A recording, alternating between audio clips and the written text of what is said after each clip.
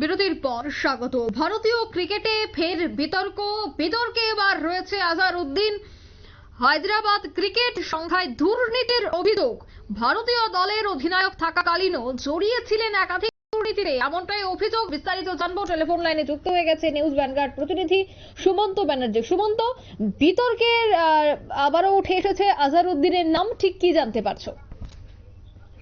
অঙ্কিতা, বিষয়টা হলো যে আজহারউদ্দিন কিন্তু এক সময় যেমন চুটিয়ে খেলেছেন, তার খেলোয়াড় জীবনেও কিন্তু আমরা দেখেছি তিনি বিতর্কে জড়িয়ে পড়েছিলেন। তিনি সেই সময় বেটিং কাণ্ডে জড়িয়ে পড়েছিলেন এবং তারপর থেকে তিনি কিন্তু আর খেলা কন্টিনিউ করতে পারেননি।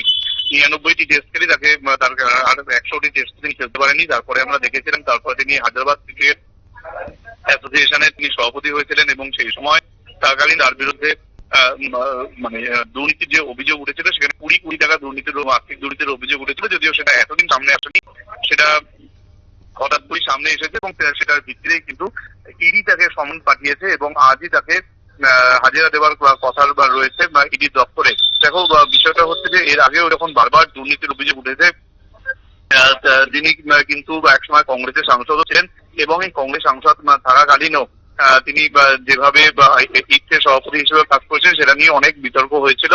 যদিও পরে আমরা দেখেছিলাম যে তিনি কিন্তু সাংসদের পদেও ছিলেন না এবং ইডের সভাপতি পদ থেকে সরে যাওয়ার পরেও তার এতদিন পর কেন এই বিতর্ক তৈরি হলো, কিভাবে উঠে আসছে, সেটা নিয়েও কিন্তু কথা উঠতে শুরু করেছে।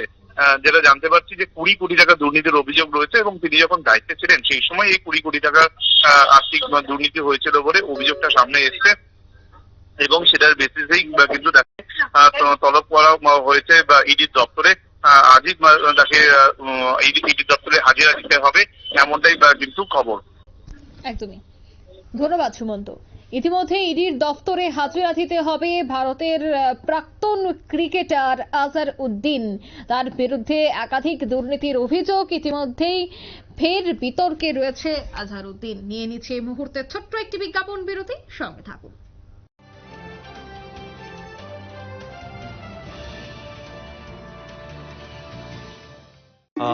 গোয়েন্দা মশাই, বলো তো রান্নায় কি কি মশলা দিয়েছি? বড় এলাচ, ছোট এলাচ, জায়ফল, দারচিনি, কিন্তু তুমি একটা স্পেশাল মশলা দিয়েছো, সব গরম মশলার থেকে আলাদা। সানরাইজ শাহি গরম মশলা রান্নায় আলাদা মাত্রা এনে দেয়।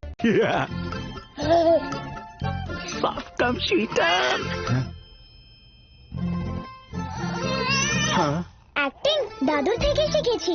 ডে 1 থেকে আমার চিক্স এর পেছনে পড়ে আছে। হলোই বা সফট আর তুলতুলে। চিক্স ফুল কালার লিমিট থাকে। মা বলে এসব জনসনস বেবি ক্রিমের দৌলতে হয়েছে। এর ক্যামোমাইল তোমার স্কিনকে ড্রাইনেস থেকে প্রোটেক্ট করে আর রাখে সুপার সফট।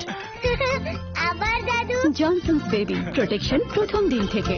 মাংস যখন রাঁধি মশলা জমজমাটি, স্বাদ হবে ফাটাফাটি, কিন্তু রান্না আছে বস।